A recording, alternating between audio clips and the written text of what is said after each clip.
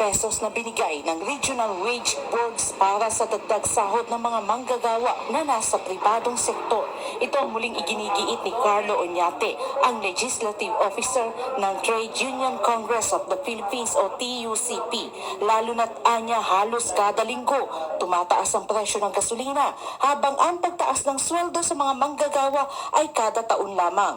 Ang pahayag ng grupo ay ilang araw na lamang bago ang ikatatlong State of the Nation Address o SONA ni Marcos sa Hulyo 22. Kasabay nito, nananawagan ng grupo na sertipikahan ng urgent ang panukalang 150 pesos na dagdag sa minimum wage sa private sector employees at ito rin ang nais na marinig ng grupo sa darating na SONA ni Marcos. Naniniwala kami na yung 150 pesos, kapag nilagayan at naibanggit sa SONA na ma-certify urgent, ito yung pinaka number one daingin ng bawat manggagawang Pilipino na sana marinig namin sa darating na State of the Nation Address. Matatandaan ang naturang panukala hanggang ngayon ay nakapimpin pa sa Kongreso. Bukod pa rito, pangarap din ng labor group na makapulong nila ang Pangulong Marcos para pag-usapan ang mga problemang hinaharap, partikular na sa kakulangan ng sahod ng mga manggagawang Pilipino. Dismayado naman ang grupo dahil simula nang naupo si BBM ay ni minsan hindi pa ito nakipagpulong sa labor groups. Kung kaya't yun, pag nakakarating, kung kaya't nananawagan kami dun sa meeting sa Pangulo, kasi kagaya kay Pangulong Duterte, 5 o 6 na beses, kay Pangulong Marcos, baka matapos na, 0 pa rin kami. Oh my God! Sinabi din ni Oñate, dalawa sa wish list nila noong nakaraang SONA ni Marcos, ang hindi nabanggit na sana ay mabanggit ngayong darating na SONA. Karamihan nung nabanggit nga dun sa nakaraang SONA yung trabaho para sa bayan na ipasa na ho, ito yung mga issue sa employment. Ngunit hindi rin ho nabanggit dun yung pangunahing issue ng sahod.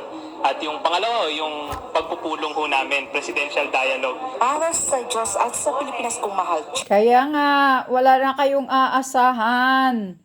Wala kayong maaasahan dito. Sa Marcos Jr. administration. Imagine, 2 years na si Bangag.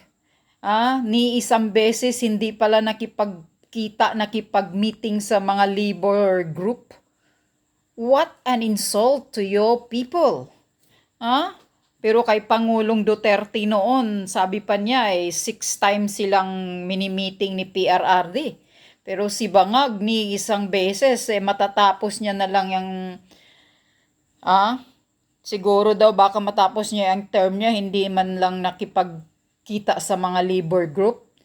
Tingnan nyo, dyan nyo makikita kung anong klaseng ugali yan. Sa ugali yan ng tao Kasi ngayon, ang tingin ni Marcos Jr., wala na.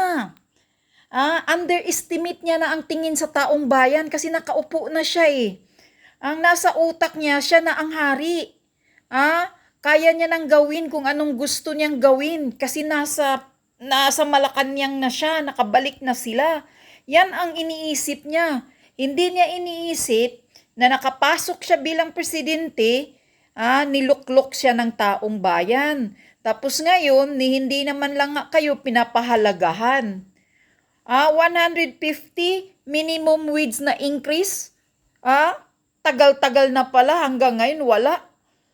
Mahirap i-increase sa inyo ang mga benepisyo pa ninyo.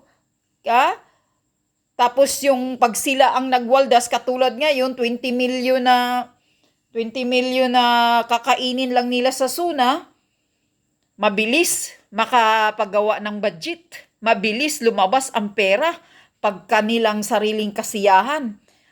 Tingnan nyo, sabi pa ni Maharlika, naglaan na naman ng budget ang Bangag dahil magpapagawa daw ng para yung malaking stadium or yun, para doon daw, para magpunta daw yung Coldplay at si Taylor Swift.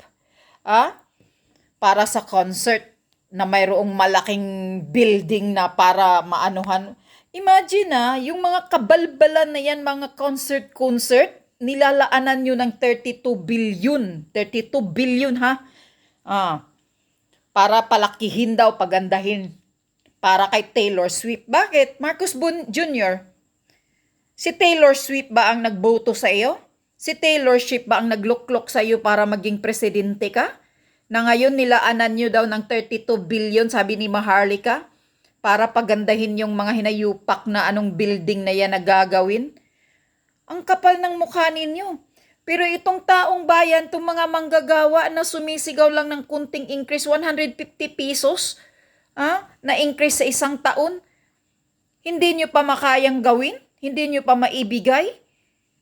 Sa ganitong halaga na kaliliit-liit lang. Pero kung mga bilyon-bilyones na mga kabalbalan ninyo, kung ano yung pinagpalit-palitan ninyo dyan, mabilis kayong makakuha ng pera ng mga taong bayan. Dito nyo makikita kung ano talagang klaseng utak itong presidente na to. Hindi talaga prioridad niya ang pagserbisyo sa taong bayan. Ang nasa utak niya ngayon na nakaupo na siya, talagang magpapakasaya siya, magpapakaligaya siya ngayon kasi presidente na siya. Iyon ang nasa utak niya. Kayo kahit anong hinaing ninyo, anong reklamo nyo, wala siyang pakialam. Nagbingi-bingian ang hinayupak. Kaya yun ang sabi ko, sana nga matuluyan ka ng mabingi at mabulag dahil hindi ka nakakarinig sa mga problema at sigaw ng taong bayan kung ano ang kailangan nila. Ang pinaglalaanan nyo ng pira ng mga taxpayer, ayan, 32 billion kay Taylor Swift pagdating para darating sa Pilipinas at yung Coldplay daw na parang may area na doon mag-concert. Galing kay Maharlika yan, 32 billion. Pero yung mga manggagawa, yung mga nurses natin na malaki pa yung babayaran ninyo, na mga benepisyo, hindi nyo pa naibigay lahat. Iilang taon na. Ang kapal ng mukha talaga ng gobyernong itong walang hiya. Talagang nakapanggigil tong gobyernong ito. Kaya hilain nyo na itong hinayupak na to. Huwag nyo nang paabutin na magsuna-suna pa. Natutuwa ako na mayroon palang 7 generals na nag-walk out sa command conference nila. Sana nga mga sir, maglilid na kayo, lumabas na kayo sa kalsada para magsunuran ang mga taong bayan. Huwag nyo nang patagalin itong si Marcos Jr. Kitang-kita nyo na binababoy na kayo, pati kayo mga general, mga PNP or anumang kayo dyan, pinupolitika kayo, wala siyang pakialam sa inyo, pinapakita niya lang na siya ang hari, siya ang masusunod, siya ang nasa itaas. Kayo, kahit mga generals kayo o ano kayo, mas malaki pa yung pinag-aralan nyo kaysa kay Marcos Jr. na si Kanjer College lang, pero tinitingnan kayo, ulti mo lang kayo para sa mata niya. Ang baba ng tingin niya sa inyo. Ni wala ngang respeto sa inyo, mga generals. Kaya kailan pa kayo kumilos? Ni hindi nga kayo nire-respeto ni Marcos Jr. according kay Maharlika. Nung meeting daw ninyo, hindi nga nag-attend si Marcos Jr. doon. Bilang isang chief ninyo, siya ang pinakamataas ninyo, chief of staff ninyo. Tapos, hindi, oh my God, nakapanggigil talaga itong bangag na to. Wala talaga, inutil talaga. Tapos itong suna niya, anong sasabihin niya sa suna-suna niya? Ano bang na-achieve ng kupal na yan? Wala namang nagawa yan kundi yung ayuda-ayuda. Tapos ngayon magsusuna siya, puro na naman pag-aralan, kailangan tulungan, titingnan natin kung anong magagawa. Puro kabalbalan lang, kasinungalingan, puro pambubula na naman ang sasabihin sa suna. Sigurado yan, bubulahin lang kayo ng bangag na yan sa suna niya ngayon. Kaya tama talaga na si Sara Duterte hindi mag-attend sa SUNA dahil sa lahat ng sinasabi niya nung nakaraang SUNA, wala naman siyang nagawa. Puro kasinungalingan, puro panluluko, isang budol na presidente nga talaga. Dahil ang utak, tambling-tambling, walang maayos na hindi nakaplastar ang utak. Ganyan, basta mga pulburunik. Magpaano ka na? Magpa-drug test ka, sabihin mo sa suna mo, magpa-drug test na ako para matapos na yung salita na bangag-bangag, talagang bangag ka, adik ka talaga pag hindi ka magpa-drug test. Meaning to say, dinidinay mo talaga kasi adik ka. Kaya ayaw mong magpa-drug test sa publiko, kupal ka, langhiya ka.